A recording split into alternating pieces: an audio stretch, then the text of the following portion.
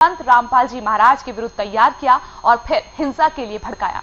एक फुटेज दर्शकों के सामने रखते हैं। हमारी लड़ाई है वो कोई नई लड़ाई नहीं है, 9-10 साल हो गए उस लड़ाई को। इसे के खिलाफ पहला जो सम्मेलन हुआ था वो 2 जनवरी 2005 को डीघल में हुआ था सबसे पहले, और उसके पश्चात 12 जुलाई 2006 को इसको करोथा से उखाड़ दिया था।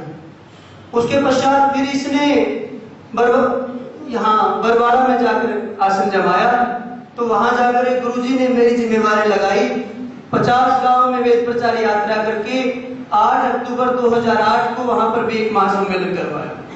परंतु रोहतक की अपेक्षा वहां के लोग कुछ ठंडे हैं। कहा जाता है ना, कहावत है कि एक रोहतकी 100 कोत की बराबर है। तो वो जो 100 कोतकियों वाली बात थी उसने ही रामपाल को यहाँ से उखड़ने पर मजबूर कर दिया। परंतु एक व्यक्ति जब उसका घर उजड़ गया, सारी संपत्ति उजड़ गई, सब कुछ बर्बाद हो गया, उसके बाद भी इतने बड़े पैमाने पर, इतने बड़े स्तर पर वो काम कर रहा है, एक चैनल पर, एक संस्था के साथ, एक व्यक्ति। आज हमारे अंदर आर्यत्व की भावना न्यून हो गई। आज हम माइक पर सब बोलकर चले जाएंगे। मैं देख रहा हूं 9-10 साल हो गए, खूब पंचायतें होती है। 2010 में रामपाल ने पुनः कोर्ट के माध्यम से यहाँ पर आने का प्रयास किया था। गुरुजी और मैं दिन रात करोथा के आसपास घूमे और सरकार के ऊपर इतना दबाव बनाया कि सरकार ने पुनः उसको यहाँ आने से रोक दिया। अब फिर से वो कोर्ट के माध्यम से आ रहा है।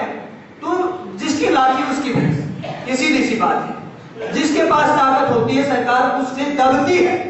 अपना प्रभाव केवल माइक पर नहीं दिखाना हो, भाई गांव में जाकर अपने स्तर पर मैं सभी व्यक्तियों से एक अपील करना चाहता हूं, एक अनुरोध करना चाहता हूं।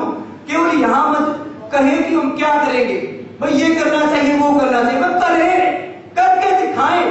पहले भी करोथा कांड में भी सबसे आगे गोली ऊपर चढ़ गया था आश्रम के ऊपर, बरवाड़ा में भी सबसे आगे रहा।